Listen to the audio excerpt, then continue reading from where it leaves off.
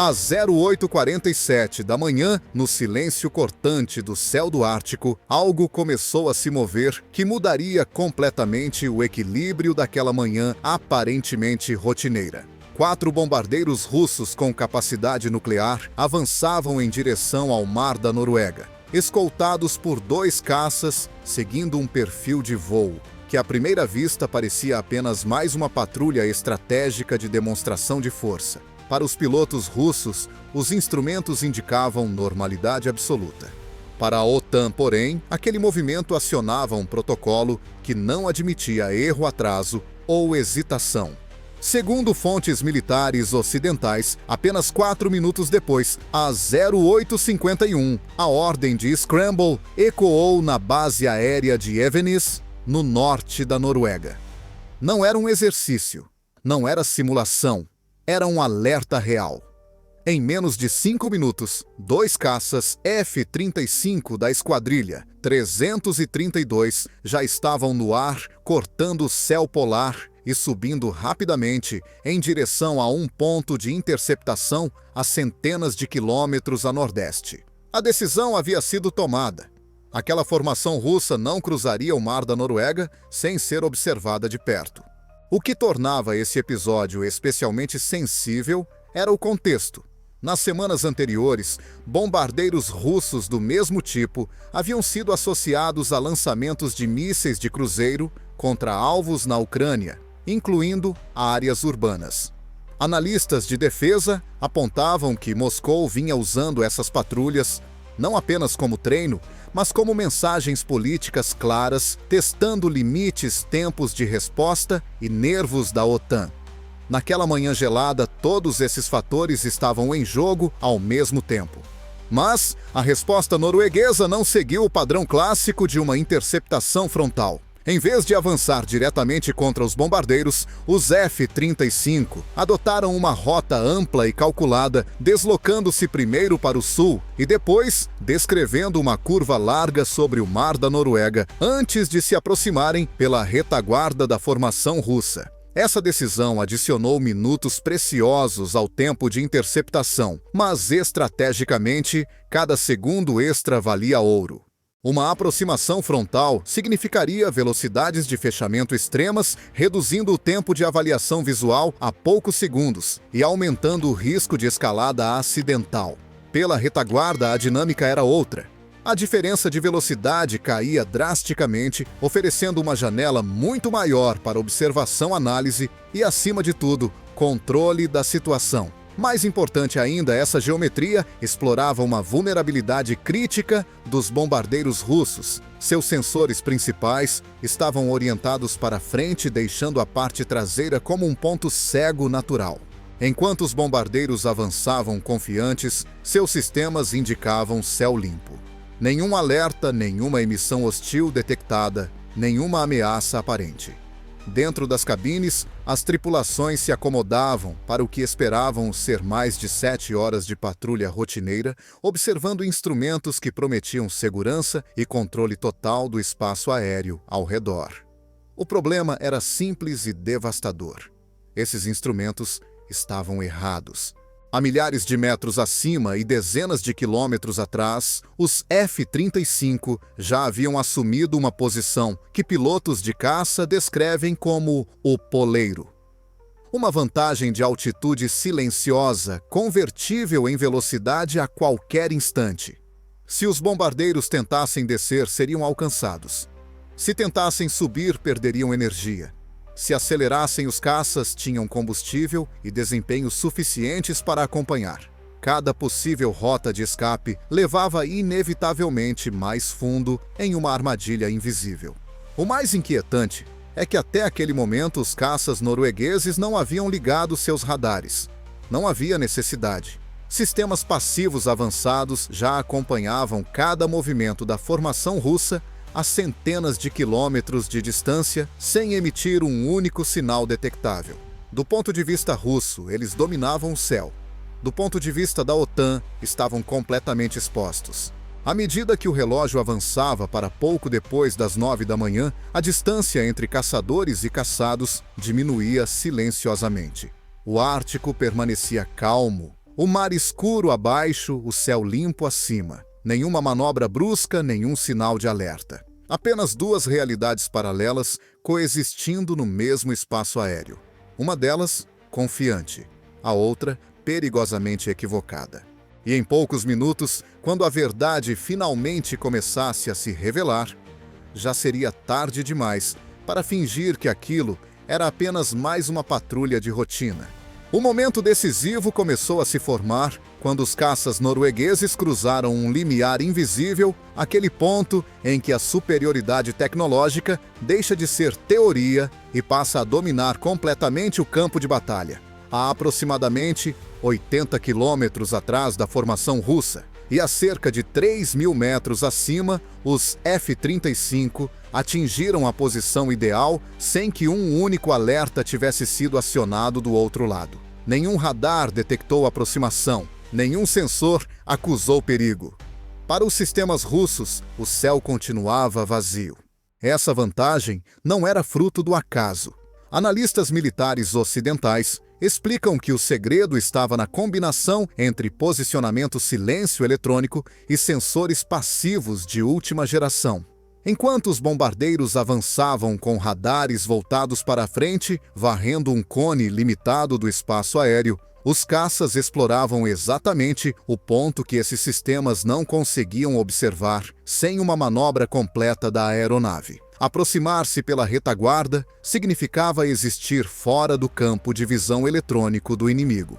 Dentro dos F-35, a situação era radicalmente diferente. Os pilotos já acompanhavam a formação russa, como se estivessem observando um mapa vivo tridimensional projetado diretamente em seus visores de capacete. Plumas de exaustão brilhavam contra o fundo gelado do Ártico, cada aeronave destacada com clareza absoluta. Não era necessário ligar o radar. Não havia necessidade de emitir nada. O cenário inteiro estava sendo captado de forma passiva, silenciosa e contínua. Os bombardeiros russos, por sua vez, voavam praticamente anunciando a própria posição. Seus enormes motores turbohélice, entre os mais potentes já construídos, geravam assinaturas térmicas intensas, fáceis de distinguir mesmo a longas distâncias. Contra um céu de temperaturas negativas extremas, o contraste era tão alto que cada aeronave se tornava um alvo evidente para sensores infravermelhos modernos. O que para Moscou parecia uma patrulha estratégica intimidante para a OTAN, se assemelhava a uma formação visível demais. Os dois caças noruegueses, então, se separaram em uma formação de combate calculada. Um assumiu posição ligeiramente à frente e mais baixo, enquanto o outro manteve altitude superior deslocado lateralmente. Essa geometria não era aleatória.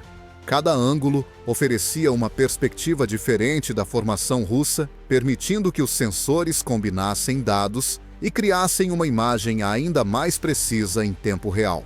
Tudo isso acontecia sem uma única emissão detectável fora do alcance dos alertas russos.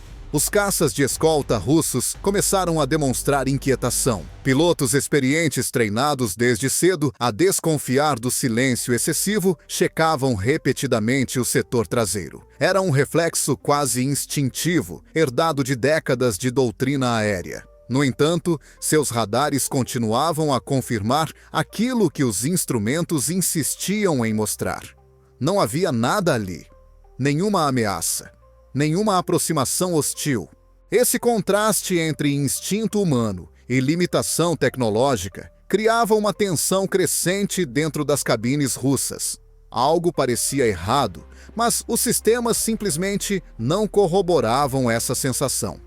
A doutrina soviética clássica, baseada em proteger o setor frontal contra ameaças previsíveis, começava a mostrar suas falhas diante de um adversário que operava fora desses padrões.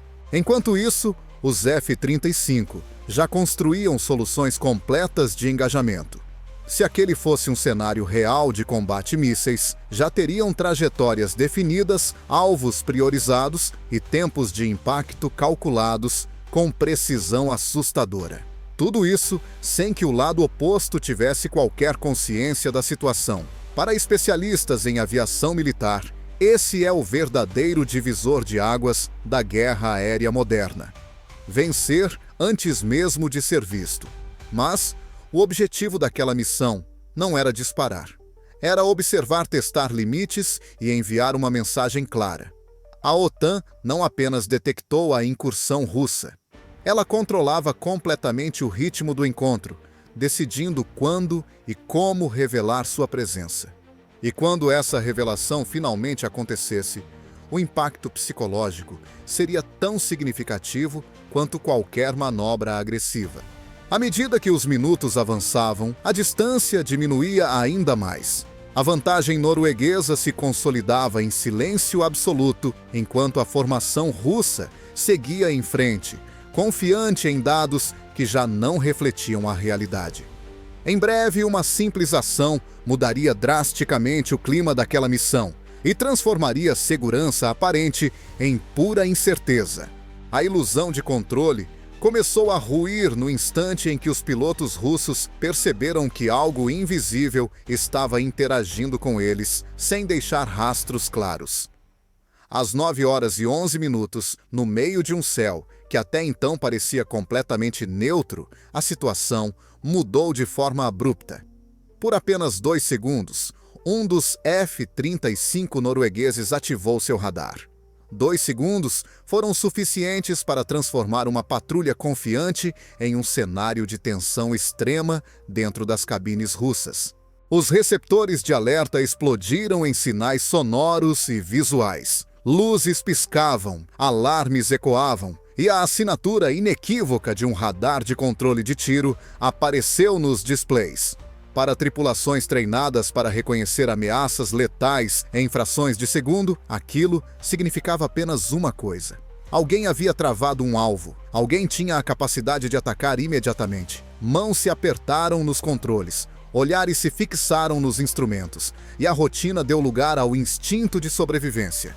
Então, tão rápido quanto surgiu o sinal, desapareceu. O silêncio que se seguiu foi ainda mais perturbador. Nenhum contato, nenhum eco residual, nenhuma confirmação visual. Apenas a memória recente de que haviam sido localizados com precisão cirúrgica. Analistas militares explicam que essa breve ativação não foi um erro nem um teste improvisado.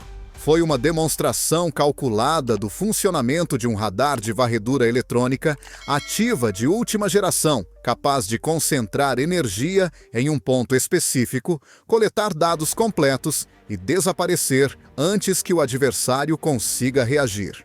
Enquanto radares tradicionais dependem de pratos mecânicos girando lentamente para varrer o espaço aéreo, sistemas modernos direcionam seus feixes eletronicamente em microsegundos.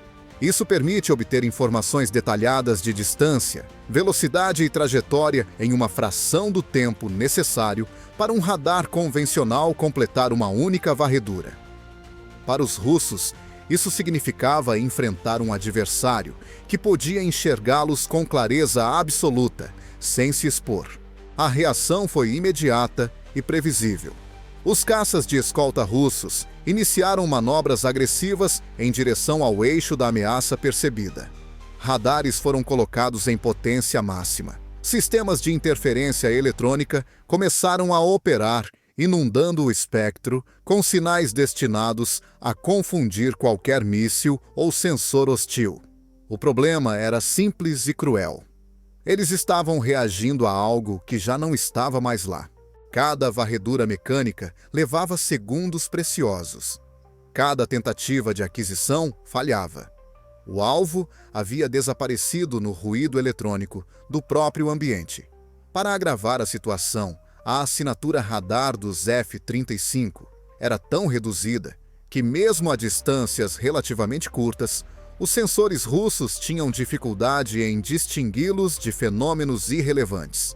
Procurar aquelas aeronaves era comparável a tentar localizar um objeto minúsculo em meio a um oceano de interferência. Enquanto isso, do lado da OTAN, o quadro era completamente diferente. Os caças não estavam apenas observando, eles estavam ouvindo. Sistemas avançados de guerra eletrônica registravam cada emissão, cada tentativa de busca, cada padrão de resposta. Frequências, tempos de reação, modos de operação. Tudo era capturado e catalogado em tempo real. Para os russos era uma tentativa desesperada de defesa. Para a OTAN, uma aula prática sobre como aqueles sistemas funcionavam sob pressão. O efeito psicológico começava a se manifestar com força. As tripulações russas seguiam em frente oficialmente, mantendo a missão. Mas, dentro das cabines, a confiança havia sido substituída por vigilância constante. Instrumentos diziam que o céu estava limpo, mas a experiência recente contradizia essa leitura. A sensação de estar sendo observado sem poder retribuir o olhar criava um desconforto profundo, difícil de ignorar. Esse tipo de domínio invisível representa uma mudança fundamental na lógica do combate aéreo. Não se trata apenas de quem tem mais aeronaves ou armas mais potentes. Trata-se de quem controla a informação, quem decide quando ser visto e quando desaparecer. Naquele momento, os F-35 haviam provado que podiam entrar, tocar o sistema nervoso do adversário e sair sem deixar rastro. E o mais inquietante para Moscou era que aquilo provavelmente não havia sido o ápice da situação. Era apenas um aviso. Um lembrete silencioso de que, em um conflito real, a primeira coisa a desaparecer não seriam os aviões, mas a certeza de que os próprios sensores dizem a verdade. O próximo passo dessa dança aérea estava prestes a levar essa mensagem a um nível ainda mais direto. A confirmação visual veio como um choque tardio, quase humilhante, para uma formação que até minutos antes acreditava dominar completamente o espaço aéreo ao seu redor. Às 9h14, um dos caças noruegueses deslizou silenciosamente até a lateral do bombardeiro líder, mantendo uma distância de cerca de 500 metros. Não houve alerta prévio, não houve aviso eletrônico. Apenas a presença repentina de uma aeronave inimiga, materializada do nada próxima o suficiente para ser observada a olho nu. Dentro da cabine russa, o impacto psicológico foi imediato. Pela primeira vez desde o início da missão, os tripulantes puderam ver aquilo que os perseguia havia minutos.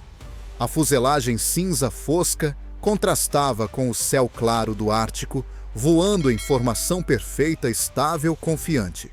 Nenhum movimento agressivo, nenhuma manobra brusca. Apenas a mensagem silenciosa de que toda a formação estava sob controle de alguém que nunca foi detectado. Os caças de escolta russos também avistaram os F-35 naquele momento. A visão humana funcionava, mas os radares continuavam cegos. Mesmo a essa curta distância, os sistemas de bordo não conseguiam obter um travamento confiável. Para pilotos treinados a confiar na integração entre sensores e armamento, aquela desconexão era profundamente perturbadora. Ver um alvo que simplesmente não existia para os instrumentos criava uma situação tática quase impossível de resolver. Qualquer tentativa de engajamento significaria uma escalada imediata. A única opção teórica seriam mísseis de busca infravermelha, mas disparar contra aeronaves da OTAN em espaço aéreo internacional teria consequências políticas e militares incalculáveis. Além disso, os F-35 mantinham cobertura mútua, posicionados de forma que qualquer ação precipitada seria rapidamente neutralizada. A vantagem estava claramente do lado norueguês. Enquanto isso, os caças da OTAN assumiram uma postura que especialistas descrevem como escolta agressiva. Eles não apenas observavam. Eles acompanhavam cada movimento, ajustando posição sempre que a formação russa tentava alterar altitude ou vetor. Sempre que um caça russo se deslocava para interpor-se, um F-35 surgia do outro lado, mantendo o equilíbrio tático. Era uma demonstração clara de domínio espacial e situacional. O mais impressionante era o nível de coleta de dados em andamento. Câmeras, sensores infravermelhos e sistemas eletrônicos registravam cada detalhe dos bombardeiros. Números de cauda, configurações externas, perfis térmicos, modos de operação dos sensores. A formação russa, sem saber, estava sendo completamente mapeada. Não se tratava apenas de dissuasão, era a inteligência pura sendo extraída em tempo real. Para as tripulações russas, a missão havia mudado de caráter. Oficialmente, o plano de voo continuava. Na prática, cada minuto adicional sob observação constante aumentava o desconforto e a tensão. 7 horas de patrulha tornaram-se 7 horas de exposição.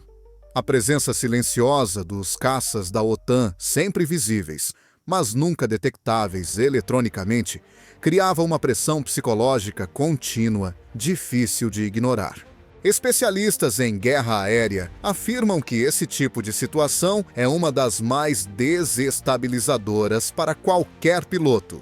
Não é o combate direto que desgasta, mas a sensação de impotência. Saber que o adversário está ali, que vê tudo que escolhe quando agir enquanto seus próprios sistemas falham em oferecer respostas claras. É nesse ponto que a superioridade tecnológica se transforma em superioridade mental. À medida que a formação russa avançava, os F-35 mantinham-se disciplinados, frios, quase indiferentes. Nenhuma provocação aberta, nenhum gesto desnecessário. Apenas a execução precisa de uma missão que ia muito além de uma simples interceptação. Cada segundo registrado alimentava bancos de dados, análises futuras e cenários de conflito que talvez nunca venham a acontecer, mas que agora estavam muito mais bem compreendidos. E mesmo sem um único disparo, aquela patrulha já havia deixado uma marca profunda. Para Moscou, a mensagem era clara. A fronteira entre visível e invisível havia mudado, e o que vinha a seguir transformaria essa demonstração silenciosa em um golpe estratégico ainda mais significativo, cujos efeitos só seriam totalmente compreendidos muito depois daquele voo terminar. O verdadeiro impacto daquela missão começou a se revelar quando a coleta silenciosa de dados atingiu um nível que poucas forças aéreas no mundo conseguem alcançar sem disparar um único tiro.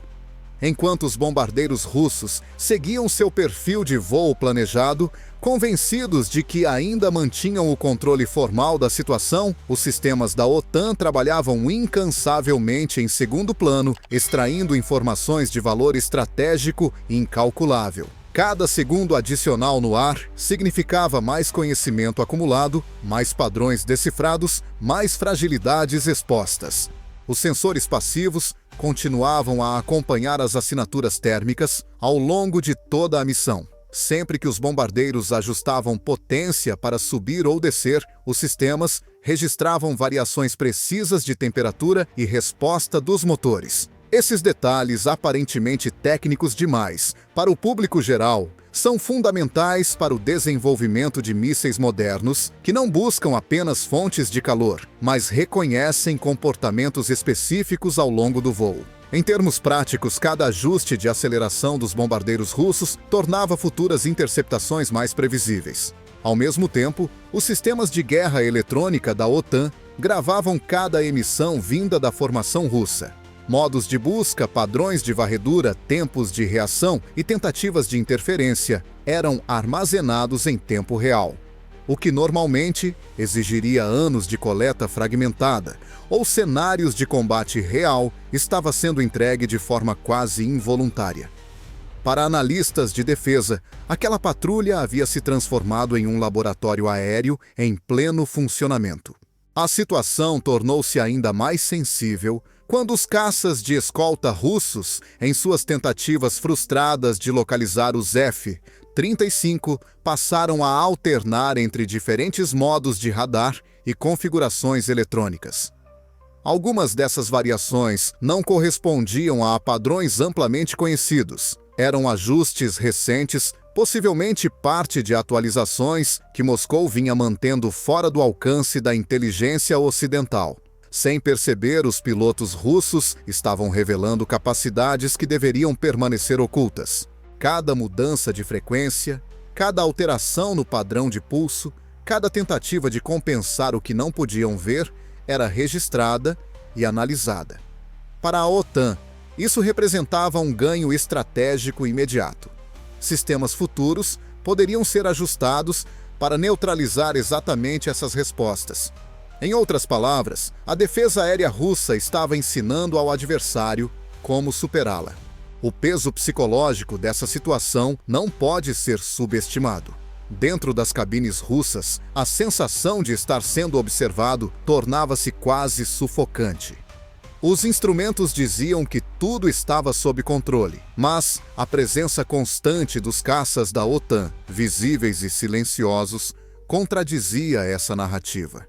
Cada minuto adicional de voo reforçava a percepção de vulnerabilidade. Não havia como escapar dessa realidade sem admitir que algo havia dado errado. Enquanto isso, em centros de comando espalhados pela Noruega, pelo Reino Unido e por outras nações aliadas, analistas acompanhavam a missão em tempo quase real. Dados fluíam continuamente, alimentando sistemas de avaliação e relatórios preliminares ainda antes do término da patrulha. O que estava acontecendo no céu do Ártico não era apenas um encontro aéreo isolado. Era um evento com implicações diretas para o equilíbrio militar no norte da Europa.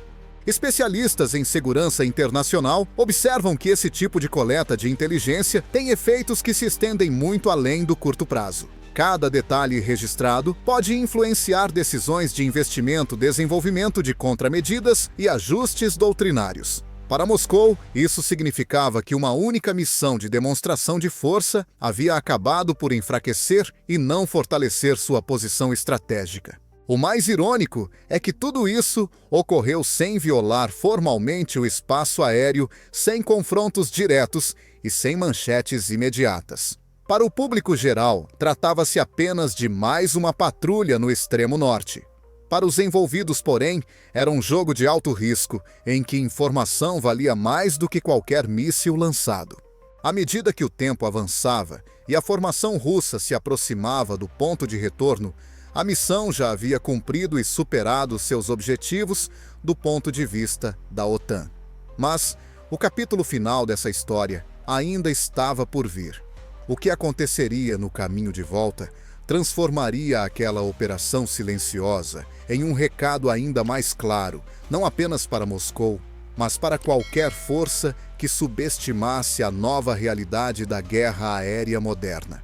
Quando o relógio avançou para o início da tarde, a formação russa finalmente alterou o curso e iniciou o retorno para casa. Às 13h53, os bombardeiros viraram lentamente para leste, mantendo altitude e velocidade constantes, como se nada de extraordinário tivesse ocorrido. Oficialmente, a missão havia sido concluída. Na realidade, aquele voo já estava marcado como um dos encontros aéreos mais reveladores dos últimos anos no flanco norte da OTAN. Mas a história ainda não terminaria ali. Em vez de se afastarem discretamente após o limite da área de interesse, os caças da OTAN mantiveram o acompanhamento e não estavam mais sozinhos. Caças dinamarqueses se aproximaram pelo sul enquanto uma aeronave britânica surgia pelo oeste oficialmente em missão de treinamento. Para os russos, o retorno transformou-se em algo impossível de ignorar. O que começou como uma patrulha estratégica, agora parecia uma escolta involuntária conduzida por metade da Aliança Atlântica. A mensagem era clara e cuidadosamente calculada. Nenhuma agressão direta, nenhuma violação formal, nenhuma manobra que pudesse ser usada como pretexto político imediato. Apenas presença constante, controle absoluto do espaço aéreo e a demonstração inequívoca de que cada movimento estava sendo observado. Para as tripulações russas, cada minuto adicional sob essa escolta silenciosa reforçava a realidade que haviam tentado evitar desde o primeiro alerta de radar. Eles não estavam no comando daquela situação. Os caças russos de escolta tentaram reagir posicionando-se entre os bombardeiros e as aeronaves da OTAN, como guarda-costas, tentando proteger um alvo já exposto. Mas qualquer tentativa de interposição era neutralizada instantaneamente por um reposicionamento preciso dos caças ocidentais. Sempre havia alguém acima, alguém abaixo, alguém no ângulo certo. A sensação de impotência se tornava cada vez mais evidente. Para analistas militares, esse trecho final do encontro foi tão importante quanto a interceptação inicial. Ele mostrou não apenas superioridade tecnológica, mas coordenação multinacional em tempo real. Sistemas de comunicação integrados permitiram que diferentes forças aéreas operassem como uma única entidade, compartilhando dados, posições e intenções sem fricção perceptível. Essa capacidade é um dos pilares centrais da doutrina moderna da OTAN, e naquele dia ela foi exibida de forma quase didática. Quando novos caças russos surgiram para receber a formação que retornava, encontraram uma cena desconfortável. Bombardeiros cansados, escoltas visivelmente tensas e uma presença aliada que só se dissipou exatamente na linha do espaço aéreo russo. Um a um, os caças da OTAN se afastaram, mantendo formação disciplinada, encerrando a missão sem pressa, sem gestos dramáticos. Apenas uma despedida silenciosa que dizia mais do que qualquer comunicação por rádio.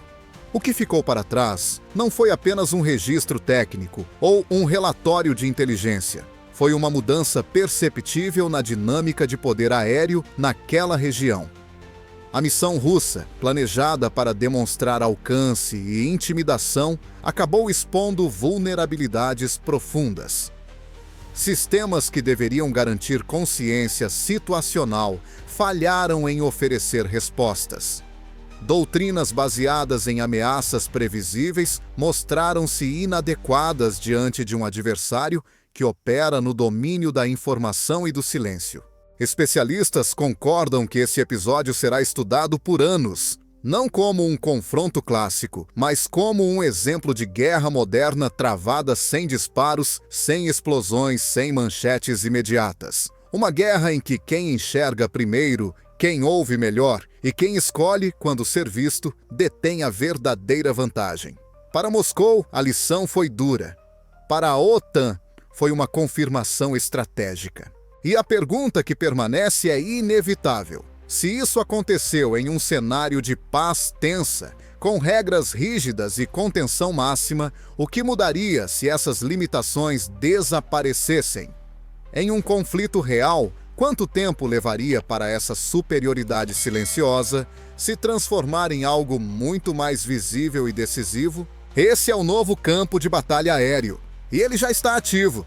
Se você chegou até aqui, vale a pena parar e refletir sobre o que esse episódio realmente revela sobre o futuro da guerra aérea. Não se trata apenas de aviões mais modernos ou radares mais potentes, mas de uma transformação completa na forma como o poder é exercido nos céus. Informação, silêncio e coordenação passaram a valer mais do que força bruta. Na sua opinião, esse tipo de superioridade invisível realmente garante dissuasão ou aumenta o risco de erros de cálculo entre grandes potências? Até que ponto missões desse tipo aproximam o mundo de um confronto direto, mesmo sem disparos?